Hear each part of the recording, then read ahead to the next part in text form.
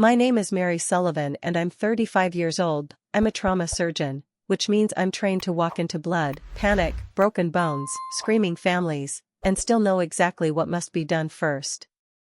In my line of work, seconds are the difference between a heartbeat and a flatline. But nothing in an operating room prepared me for the sound I heard when I came home early that afternoon. My daughter was sobbing inside my own house, the kind of terrified cry that makes a mother stop breathing before she even understands why. I pushed the front door open wider and froze just long enough to see the truth. My father, Charles Sullivan, was in my living room yelling threats at a child while my older sister, Rachel Sullivan, was tearing through my bedroom like a thief who already believed she deserved everything she touched. Drawers were open. My mother's old jewelry box was missing from the dresser. Papers from my file cabinet were scattered across the hallway. Someone had searched for the deed, the apartment documents, and the blue folder I kept locked away for a reason. For 1 second, the surgeon in me tried to triage the scene. Child first, exit second, threat third, evidence fourth. The mother in me wanted to run straight at them. Instead, I stepped back into the shadow beside the hallway, pulled out my phone, and dialed 911 without making a sound. When the operator answered, I whispered, "My family broke into my house. They're threatening my daughter. Send police now." Before I tell you what they were really searching for, and why the sirens outside ruined far more than their afternoon, tell me, what time is it for you right now? Where are you watching from? And what's the weather like where you are? I'm curious to see how far this story will travel. The operator told me to stay on the line, and I did. Even though every instinct in my body screamed at me to rush into that room, my daughter Emma was only 8 years old. She was brave in the way children try to be brave when adults terrify them, silent, stiff, trying not to make things worse. My father, Charles, stood over her with one hand braced on the wall, blocking the hallway as if my home belonged to him. My older sister Rachel was in my bedroom dumping dresser drawers onto the floor and muttering curses under her breath. I heard the wooden scrape of my nightstand hitting the wall, then the sharp crack of something fragile breaking. "Tell me where your mother keeps the blue folder." Charles snapped at Emma. "Don't act stupid. You've seen it." Emma cried harder, her voice small and trembling. "I don't know." "She's lying." Rachel called from my room. "Mary always hides things. Jewelry, contracts, bank papers. She thinks she's better than us." My hand tightened around the phone. I was still half hidden behind the hallway corner, and the operator could hear enough to understand I was not exaggerating. In the operating room, panic kills people faster than injury. I forced myself to breathe slowly. I checked Charles's hands. No weapon. I checked Emma's distance from him. Too close. I checked Rachel's bag on my bed, heavy, open. My mother's pearl necklace was already inside it. That necklace had been left to me in my mother's will, along with a small share in an apartment building she had quietly invested in years before she died. Charles had always called it family property, even though the paperwork said otherwise. Rachel had always called it unfair, even though she had received her own inheritance and burned through it within 3 years. I had helped them more times than I wanted to admit. I paid Charles's property taxes once when he said he was about to lose his land. I gave Rachel money for a divorce attorney when she swore she would pay me back. I covered medical bills, car repairs, hotel stays, emergency loans that were never emergencies after the check cleared. I even missed Emma's school recital once because Charles called me in tears, saying the bank was about to take everything, only for me to learn later he had used part of the money on a hunting trip. Each time I told myself love meant patience. Each time they learned my guilt had a dollar amount. But I never signed over my house. I never signed over my apartment shares. I never gave them access to the trust one had created for Emma. And now I understood why they had waited until my hospital schedule said I would be gone until evening. They did not come to ask. They came to corner my child, steal what they could, and force me to surrender the rest. Charles lowered his voice, but that made it worse. "Listen to me, little girl. Your mother is selfish. If she loved this family, she would help us. If she doesn't sign those papers, people are going to lose everything. Emma whispered, "Please don't yell." That was the moment something inside me went completely still. Not calm, not peaceful, surgical, precise. I had seen families collapse in waiting rooms when fear made them cruel. But this was not fear. This was a plan. Rachel came out of my bedroom holding a stack of documents. Found copies of the apartment agreement, but not the transfer certificate. She must have moved it. Charles cursed. Then we make her sign new ones. Rachel laughed, bitter and breathless. You think she'll sign after this? She will if she wants her daughter to stop being scared, he replied. The operator's voice came quietly through my phone. Officers are on the way. Are you safe? I whispered, not yet. Then I lifted the phone just enough to keep recording and stepped closer to the living room entrance. I could see the whole room now, my daughter trapped beside the bookshelf, my father pacing like a man rehearsing a threat, my sister holding papers that represented years of my work. For the first time, I did not ask myself how they could do this to me. I asked myself what kind of mother I would be if I let them do it to Emma, too. When I stepped into the living room, Emma saw me first. Her face changed so fast it nearly broke me. Hope, shame, fear, relief, all of it flashed across her eyes before she tried to stand. Charles spun around. Mary, he barked, as if I was the intruder. Rachel appeared behind him with my mother's necklace in one hand and my property folder in the other. For 1 second, nobody moved. Then I said, Emma, come to me. Charles shifted like he wanted to block her, and I raised my phone. Don't. He looked at the phone, then at my face. Are you recording us? Yes. Rachel's expression twisted. You psycho. You're recording your own family? No, I said, I'm recording 2 adults who broke into my house, stole jewelry, threatened my daughter, and searched for legal documents they had no right to touch. Charles took 1 step toward me. Careful how you talk to your father. The sentence might have worked on me 10 years earlier, maybe even 5. Back then, I still believed respect meant obedience. I still believed helping family meant bleeding quietly so they could call it love. But when I saw Emma hiding behind my leg, shaking so hard her fingers dug into my scrubs, every old rule died. You are not in charge here, I said. This is my house. Those are my documents. That is my child. Rachel threw the folder onto the coffee table. Paper slid across the glass. Your house. Your documents. Your child. That's always the problem with you. Everything is yours. Because I worked for it, I shot back. Charles laughed, but his face had gone pale around the mouth. You think being a doctor makes you untouchable? We made sacrifices for you. You made loans out of my guilt, I said. And I paid them until I finally learned the difference between helping and being hunted. Rachel's eyes flickered. She had not expected that. Neither had Charles. For years, I had answered their insults with explanations. I had defended my schedule, defended my savings, defended why I could not keep paying for emergencies that never ended. But that day, standing between my daughter and the people who had taught me to fear disappointing them, I felt no need to explain my life. I looked at the folder on the table and saw exactly what they had found: apartment records, insurance papers, old tax copies, and a blank transfer form I had kept only because my attorney had told me never to throw away anything connected to the estate. But something else was missing. My spare key. The one that had been hidden in the kitchen drawer was gone. How did you get in? I asked. Charles crossed his arms. Don't start. How did you get into my locked house?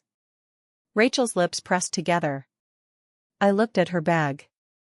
You took my spare key when you came over for Emma's birthday. She snapped, That's not the point.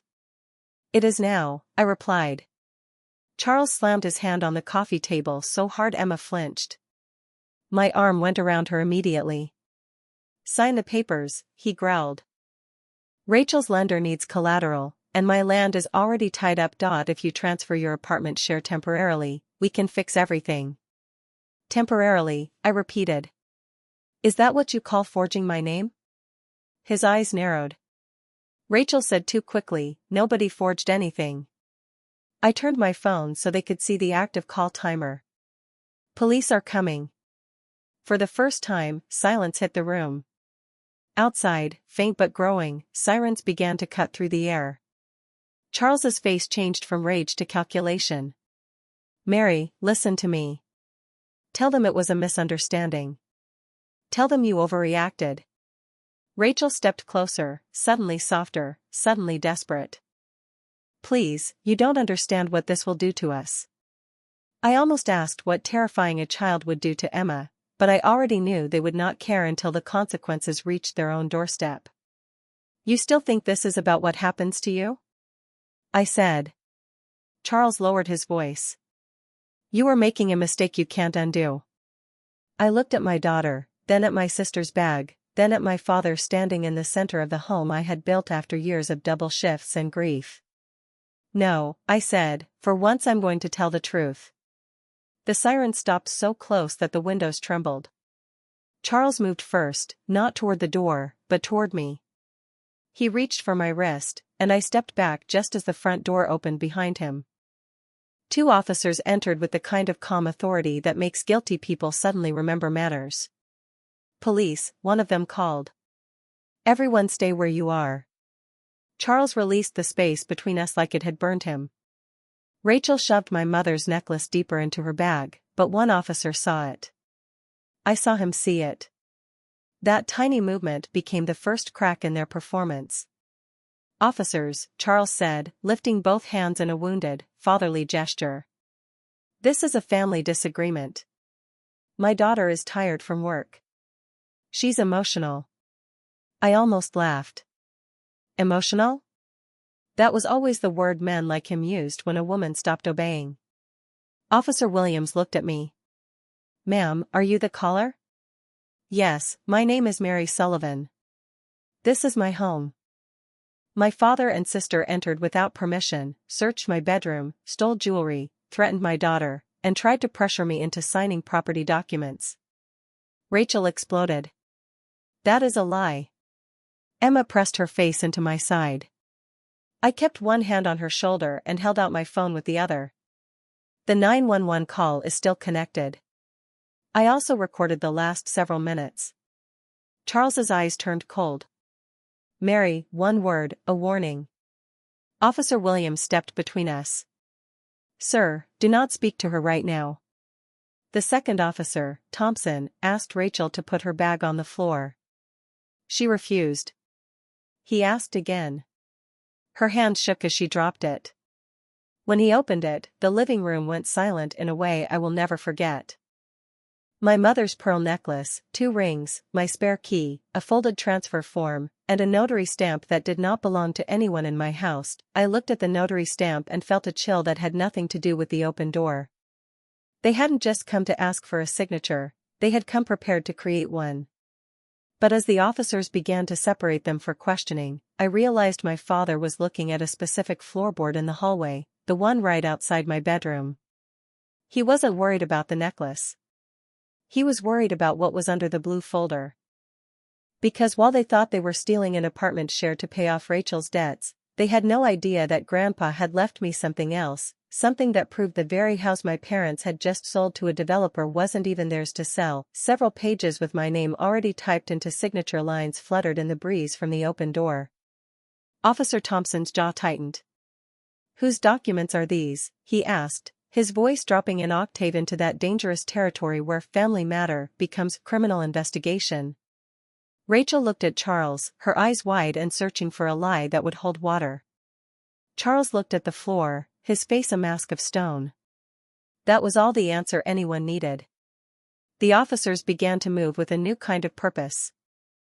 They didn't just stand there anymore, they took control of the room. Emma and I were ushered toward the kitchen, a safe distance from the middle of the storm. I sat her on a stool, her small hand still gripping my sleeve. Is it over? She whispered. I didn't lie to her. I couldn't.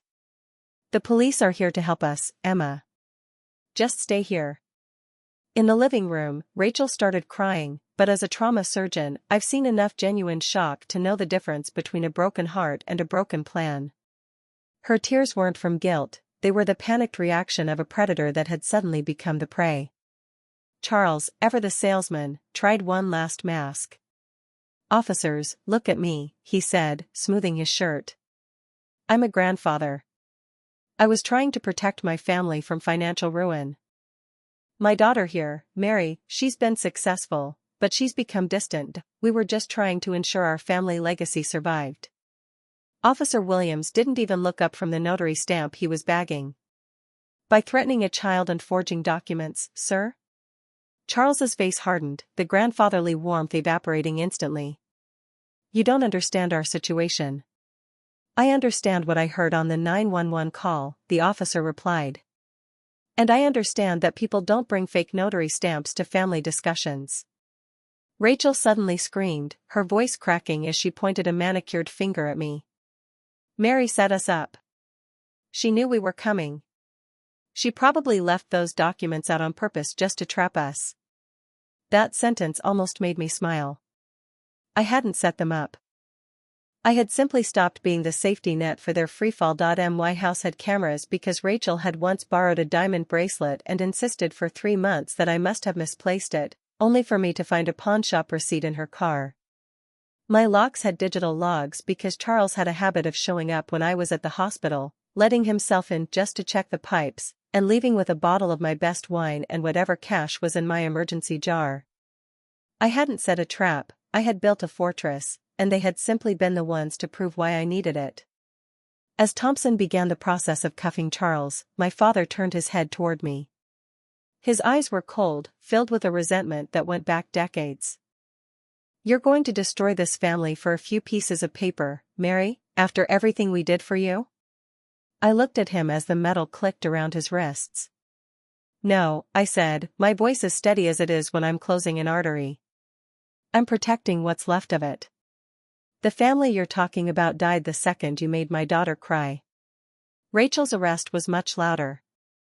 She fought the officers, claiming the jewelry was hers by birthright, claiming the papers were just drafts, claiming Emma was being dramatic because I had coached her. But the neighbors had stepped onto their porches by then. The woman across the road, Mrs. Gable, who had brought me casseroles for a month after my mother died, watched from her driveway. She saw Rachel being led out to a patrol car, my mother's pearl necklace sealed in a plastic evidence bag. Charles saw her too. That was when his face finally changed. It wasn't regret for what he'd done, it was the sheer, agonizing humiliation of being seen.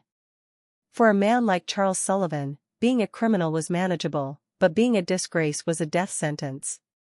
Once the sirens faded and the patrol cars pulled away, leaving a heavy, ringing silence in my living room, Officer Thompson stayed behind.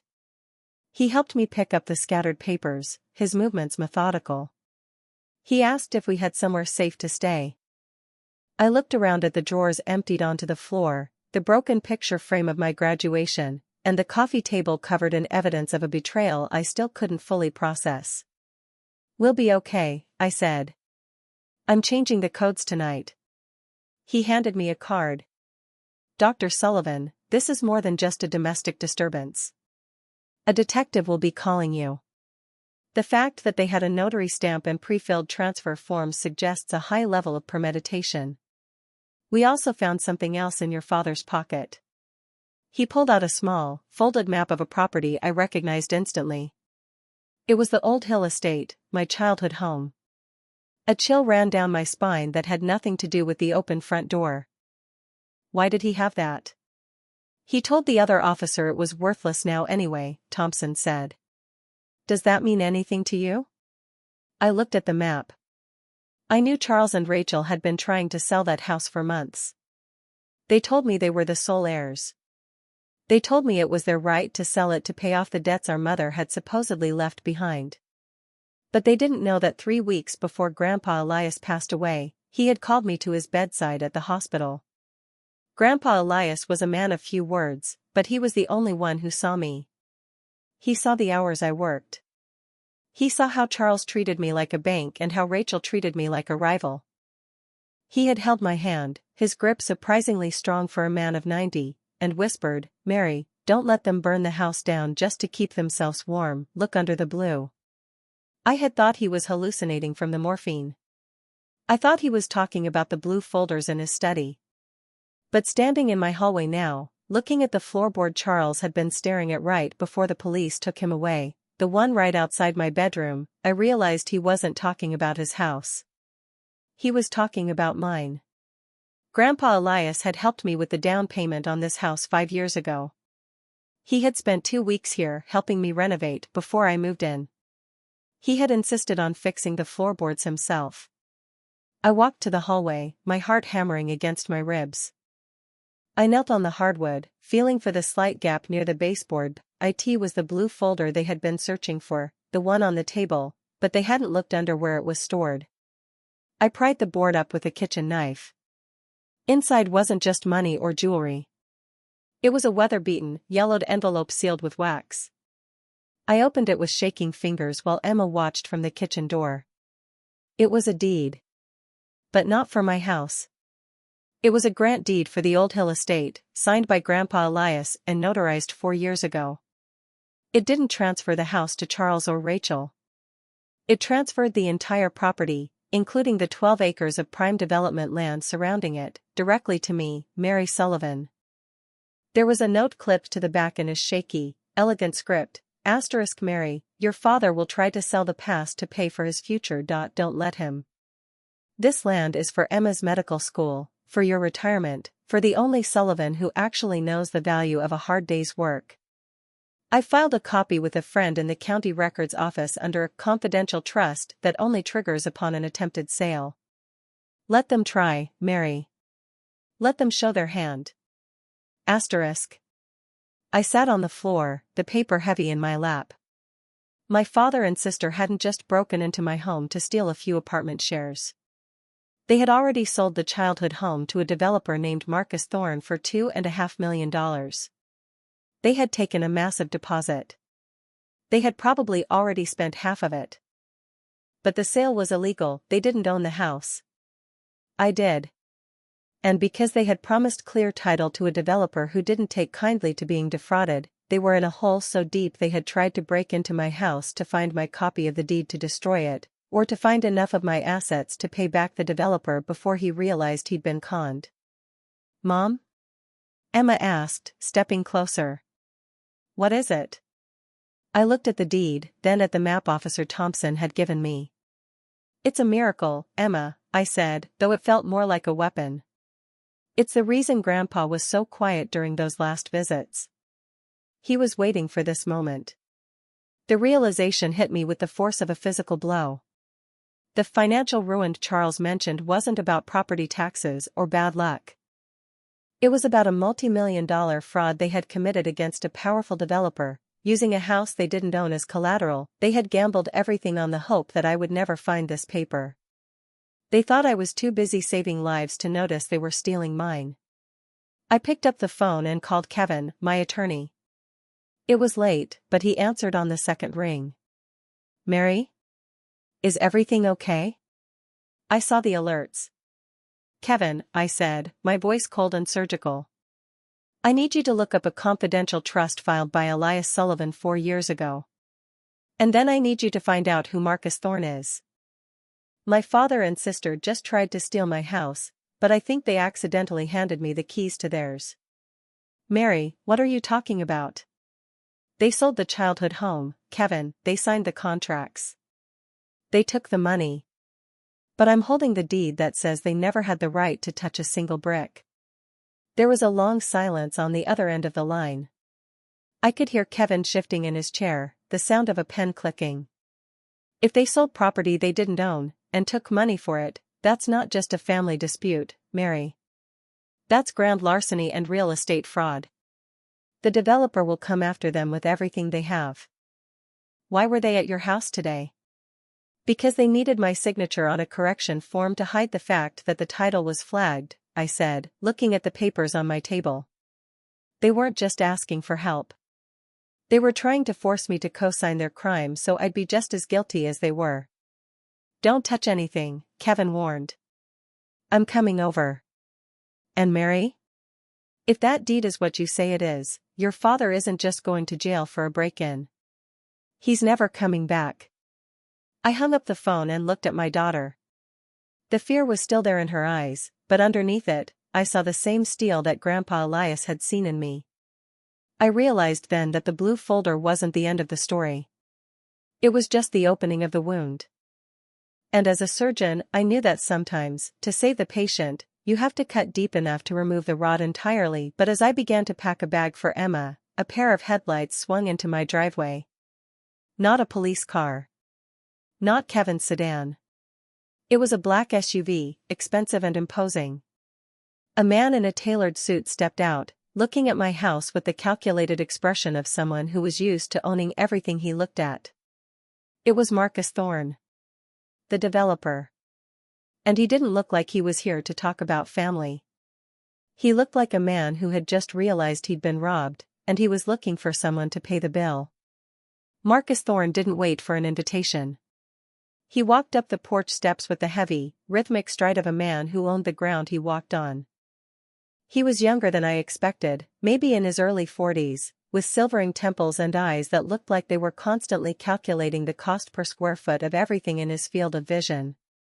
"Dr. Sullivan," he said, his voice a low, controlled baritone. "I assume you know why I'm here. Or should I say, I assume you know why your father is currently sitting in a precinct while my construction crews are sitting on their hands at your childhood home." I kept my hand on the doorframe, my body blocking his view of Emma. Inside, the house was quiet, but I knew she was listening from the top of the stairs. "Mr. Thorne, you're trespassing. And if you're looking for my father, you're at the wrong address. He doesn't live here. He never has." Thorne pulled a sleek leather folder from under his arm and flipped it open. According to the contract signed 6 months ago, Charles Sullivan and Rachel Sullivan sold the property at 412 Oak Lane to Thorne Development Group.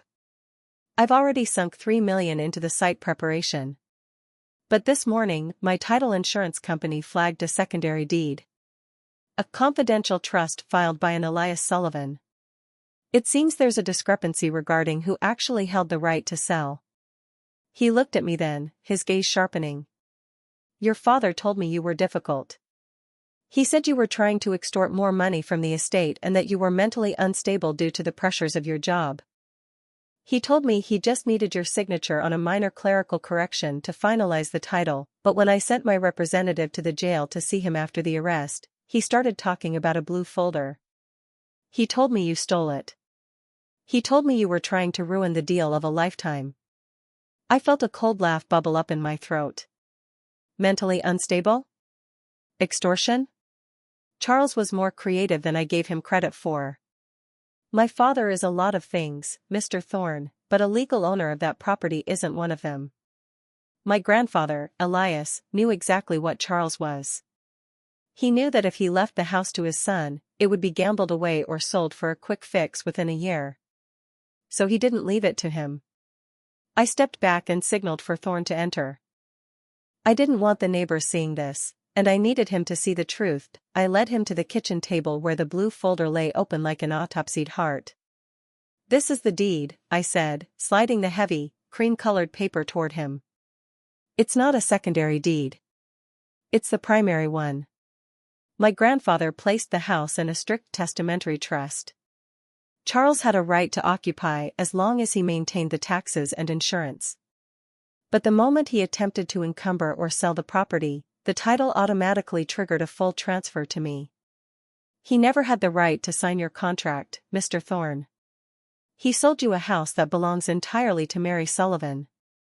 Thorne picked up the document, his face going pale as he read the legal descriptions. I watched his eyes move. He was a professional, he knew a bulletproof trust when he saw one. "This was filed 4 years ago," he whispered. "The title search, how did they miss this?" "Because Charles and Rachel forged a notice of termination for the trust," I said, pointing to the other papers in the folder, the ones they had been searching for. "They created a fake document saying the trust had been dissolved and I had been paid out. They used a notary stamp that Rachel stole from her old job. They didn't just sell you the house, Mr. Thorne. They committed a massive string of felonies to hide the fact that they were selling you air. The silence in the room was heavy. Marcus Thorne looked like a man who had just realized he had walked into a minefield. $3 million of site preparation on land he didn't own. Why didn't you stop them sooner? Thorne asked, his voice tighter now. Because I didn't know, I said, and the realization hurt as much as the betrayal. I'm a trauma surgeon. I spend 14 hours a day in an OR. I trusted my father when he said he was taking care of Grandpa's legacy. I paid the property taxes when he said he was short 1 month. I didn't check the title because I didn't think my own father would forge my signature to rob me of my childhood home. I only found this folder 2 nights ago, hidden in the false bottom of Grandpa's old sea chest. Thorne closed the folder and looked at me. The aggression was gone, replaced by a grim, businesslike focus. Dr. Sullivan, I have a massive problem. My investors are expecting groundbreaking next week. If this deed is real, and it looks very real, then my contract with your father is void. Which means I paid $3 million to a man who is currently in jail for breaking into your house. That sounds like a conversation you should have with the district attorney, I said. Because I'm not signing anything. I'm not correcting a title for a sale I never authorized. That house is where I grew up. It was supposed to be for Emma. Emma, he repeated, looking toward the stairs where my daughter was now standing, clutching her stuffed fox. He sighed, the weight of the situation finally settling on him. Your father told me there was no child involved. He said you lived alone.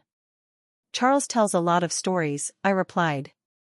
But here's the reality, you were defrauded. My sister and father are going to prison.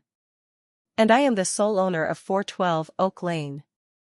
If your crew set foot on that property again, I'll have them arrested for trespassing just like I did my father. Thorne stood up, taking a deep breath. I'm going to call my lawyers. But you should know something, Mary. Your sister, Rachel, she called my office an hour ago from the jail's payphone. She didn't ask about the house. She asked if I could advance her a portion of the final payment to cover her bail. She told my assistant that you were the one who forged the trust documents to steal the house from the rightful heirs. The audacity of it was staggering. Even behind bars, Rachel was trying to weave a new lie. She was trying to frame the victim for the crime. Let her talk, I said, my voice cold. I have the originals. I have the notary logs. And most importantly, I have a daughter who was terrified in her own home. If Rachel wants to play heirs, she can do it in front of a judge. Thorne nodded once, a brief, sharp movement. I'll be in touch. And Dr. Sullivan? If I were you, I'd get a private security detail. People who lose $3 million and their freedom tend to get desperate. And Charles Sullivan doesn't strike me as a man who knows how to lose gracefully. After he left, the house felt even colder. I sat at the table with the blue folder, the weight of Grandpa Elias's secret pressing down on me. Why hadn't he told me? Why leave it in a hidden chest for me to find like a treasure map? I realized then that he knew me better than I knew myself. He knew that if he had given me the deed while he was alive, I would have eventually given in to Charles's begging. I would have loaned it to them. I would have let them bleed me dry out of some misplaced sense of daughterly duty. He waited until he was gone, and until they had shown their true colors, so that I would have no choice but to fight. He didn't just leave me a house, he left me a spine. The next morning, the financial ruin Charles had mentioned started to take a physical shape. I received a frantic call from Kevin. Mary, you need to get down to the bank. Now. Kevin, I'm at the hospital. I have a surgery in 20 minutes. Cancel it, Kevin said, his voice shaking. I just got a tip from a contact at the county clerk's office.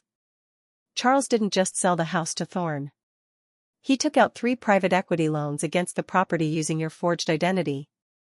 He didn't just steal the equity, Mary. He spent it. All of it. The financial ruin wasn't a threat, it's already happened. There are liens against that property that total more than the house is even worth. My heart stopped. The hidden deed was my protection, but if the debt was tied to my forged name, the legal battle ahead wasn't just about a house. It was about my entire financial life.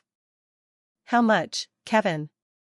700,000 in private loans, plus the 3 million Thorne is going to sue for, Kevin said. They didn't just try to steal your childhood, Mary. They've burned the ground it sat on. I looked at the surgical schedule on the wall, the names of patients waiting for me to save them. Then I looked at the blue folder in my bag. I realized then that my father and sister hadn't just been searching for a deed. They had been trying to destroy the evidence of a decade-long fraud that went far deeper than one house. I walked into the chief of surgery's office and handed him my pager. I need an emergency leave of absence, I said, my voice as steady as it was in the oar. I have a tumor to remove, but it's not in a patient. It's in my family. I drove to the jail. I didn't want to see Rachel. I wanted the architect. Charles Sullivan looked older in the orange jumpsuit, but the arrogance hadn't left his eyes. He sat behind the glass, picking at a fingernail until he saw me. He didn't look ashamed. He looked annoyed. About time, he snapped as he picked up the receiver. Did you bring the papers? Thorne's lawyers are breathing down my neck, and Rachel is having a breakdown. If you just sign the title correction, Thorne will drop the charges and we can settle the loans. We can all go home, Mary.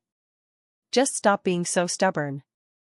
I saw the loans, Charles, I said, my voice echoing in the small booth. $700,000. Where is it? What did you do with that much money? Charles leaned forward, his face darkening. Do you have any idea how much it cost to keep up appearances, to pay for your sister's mistakes? To keep that house running while you were off playing God in a hospital? I did what I had to do to survive. And if you hadn't found that damn folder, the sale would have gone through, the loans would have been cleared, and nobody would have been the wiser. You forged my name. You used a stolen notary stamp. You terrified Emma. Emma is fine, he yelled, the sound distorted by the cheap plastic of the phone. She's a child, she'll forget. But I won't forget this, Mary. If you don't sign that correction, I'm going to tell the world that you were in on it. I've already told the police that the loans were your idea. That you needed the money for your private investments. It's your name on the documents, Mary, not mine. Your signature, your social security number. Who do you think the bank is going to come after? I felt the blood drain from my face. He had planned this for years. He hadn't just forged a document, he had built a cage. He had used my own identity to fund his life, knowing that if I ever found out, the debt would be mine to carry. You're my father, I whispered. And you're a Sullivan, he spat. We do what we have to do. Now, you're going to call Kevin, and you're going to tell him to file the correction. Or I promise you, by the time this is over, you won't have a medical license left to your name. I hung up the phone. My hands were shaking, but not from fear. It was the adrenaline of a surgeon who had just found the source of the hemorrhage. He thought he had me trapped because my name was on the debt. But Charles had forgotten one very important thing about Grandpa Elias. Grandpa Elias was a meticulous man. He didn't just leave a deed. I walked out of the jail and called Kevin. I need you to open the safety deposit box Grandpa left in my name. Not the one at the main branch. The one at the small bank in his hometown. The one he told me to never open unless the house was on fire. Mary, what are we looking for? A logbook, I said. Grandpa used to joke that the only way to deal with a liar is to keep a better diary. If Charles has been forging my name for years, Grandpa knew. And if Grandpa knew, he documented it. 2 hours later, Kevin called me back. His voice was different, hollowed out by shock. Mary, it's not just a logbook. It's a series of signed confessions. Your grandfather made Charles sign a debt acknowledgement every time he caught him stealing. There are dozens of them, dated back 10 years. Each one lists the specific forgery, the amount, and Charles's signature admitting he did it without your knowledge in exchange for Grandpa not calling the police. I pulled over to the side of the road, the Montana sky vast and indifferent above me. Grandpa hadn't just left me a spine. He had left me an insurance policy. There's more, Kevin continued. There's a letter addressed to you. It's dated the day before he died. Read it, I whispered. It says, Mary, if you are reading this, the rot has finally reached the surface. Do not try to save them. They are not drowning, they are sharks. Use these papers to cut the line. Let them go, or they will pull you under with them. Protect the girl. Love, Elias. I gripped the steering wheel until my knuckles turned white. The rot. That was exactly what it was. And as a surgeon, I knew there was only one way to deal with rot. You don't negotiate with it. You don't try to heal it. You excise it. I drove back to my house, but I didn't go inside. I went to the garage and grabbed a crowbar. I drove straight to the childhood home, the one Thorne's crews had started to tear apart. The site was quiet, a stop work order taped to the temporary fence. The house looked like a ghost, its siding partially stripped, windows boarded up. I broke the seal and walked inside. The smell hit me immediately, dust, old wood, and the scent of the peppermint tea my mother used to drink. I went to the basement, to the corner where Charles used to keep his office. I started tearing at the wood paneling behind the old workbench. Charles was a creature of habit. He always kept a backup. He always kept a way to blackmail his way out of a hole. Behind the third plank, I found it. A small, fireproof lockbox. I didn't have the key, but I had the crowbar and years of repressed rage. It took 10 minutes of sweating and prying before the lid snapped open. Inside wasn't money. It was a stack of ledgers. Rachel's real books. She hadn't just been overwhelmed or desperate.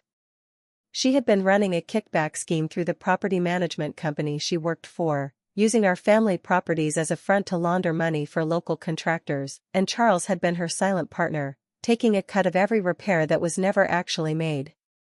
They hadn't sold the house because they were in debt. They sold the house because the laundry had grown too big and they needed to disappear the paper trail before the IRS caught up. I sat on the cold concrete floor, surrounded by the evidence of my family's true legacy. They weren't just thieves. They were a small-scale criminal enterprise. And I was their favorite mark, the reliable, guilty doctor who would keep the lights on while they burned the house down. My phone buzzed. It was a text from an unknown number. I know you were at the jail, Mary. If you think those papers in the bank will save you, think again. I have a copy of your signature on the Thorne contract. A real one. Remember that consent form you signed for Emma's school trip last year? The one I brought over while you were mid-surgery? Look at the bottom of the Thorne deal again. I didn't forge it, Mary. You signed it yourself. You just didn't know what it was. I felt a wave of nausea. The school trip. I remembered it, standing in the scrub room, the phone pressed to my ear, Rachel hovering with a stack of school forms.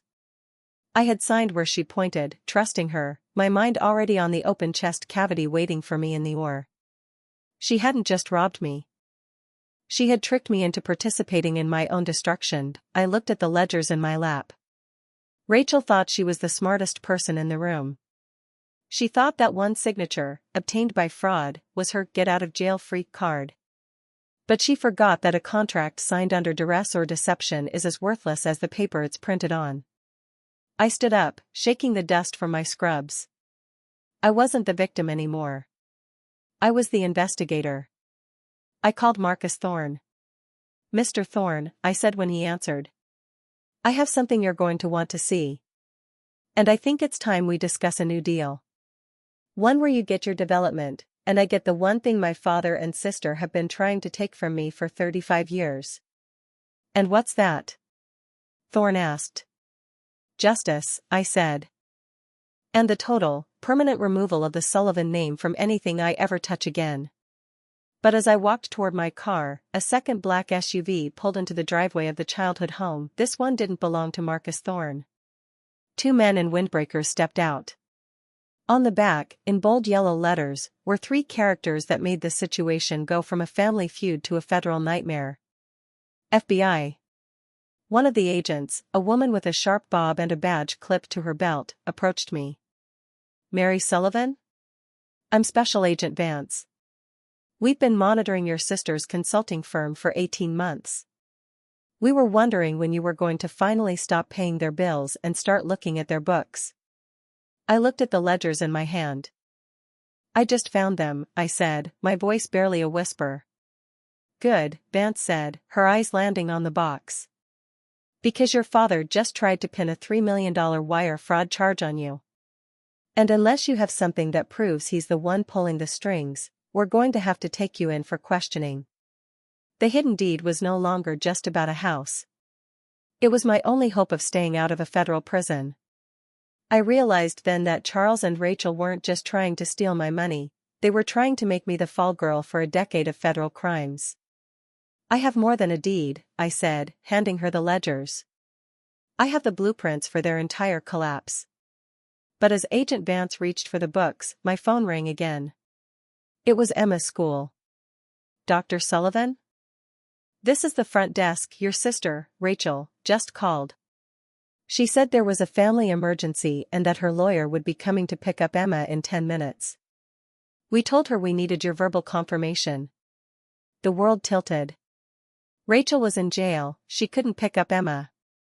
But she could send someone. She was using my daughter as a human shield, a bargaining chip to get me to hand over the ledgers. "Lock the doors," I screamed into the phone, ignoring the FBI agents. "Do not let anyone near her. I'm coming now." I didn't wait for the agents to follow.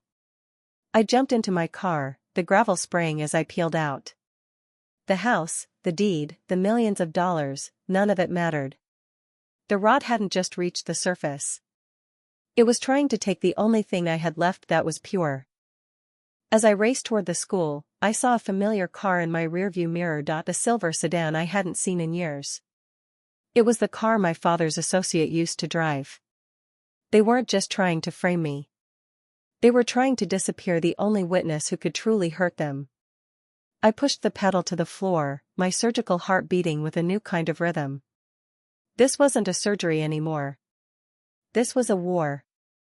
And I was going to make sure that by the time the sun went down, the name Sullivan meant nothing but a warning.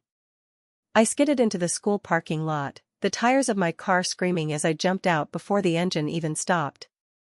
The silver sedan that had been following me pulled up a few yards away, but I didn't care about the driver.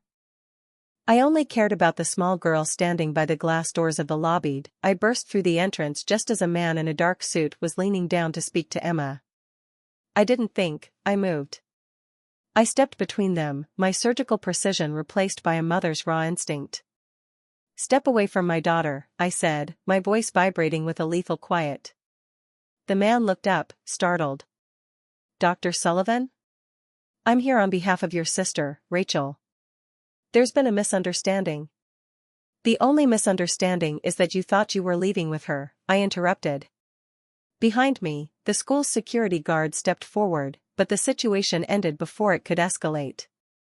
2 black SUVs roared into the circle. Special Agent Vance and her team didn't wait. They swarmed the man, pinning him against the silver sedan before he could even reach for his briefcase. Vance walked toward me, her eyes on the documents I still clutched in my hand. "We have the lawyer, Mary.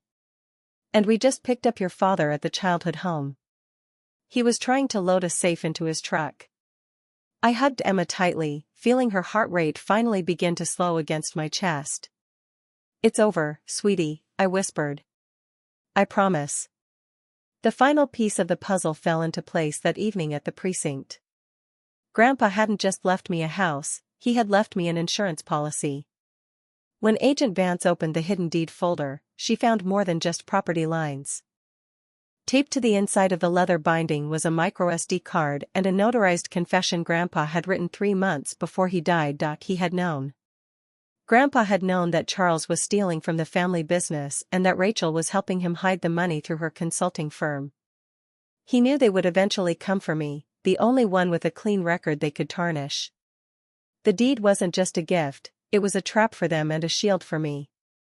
The documents showed that the house had been legally moved into a trust for Emma years ago, meaning Charles's sale wasn't just unethical, It was a federal crime of grand larceny. Charles and Rachel didn't just lose the house. They lost everything. My father was sentenced to 12 years for federal wire fraud and child endangerment. Rachel, whose greed had led her to try and kidnap her own niece for leverage, received 8.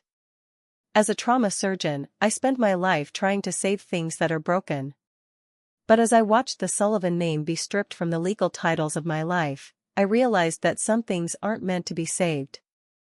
Some things need to be cut out so the rest of the body can live. I'm Mary Sullivan, and I'm 35 years old. My home is finally quiet, my daughter is finally safe, and the only deed I'm holding now is the one that leads to our future. If your own blood tried to trade your life for a paycheck, would you have the strength to let them fall? Thank you for following my story to the end. It's a reminder that family isn't about the name you're born with, it's about the people who would never dream of breaking you. All events and characters are fictional and created for entertainment. Good night, and stay safe.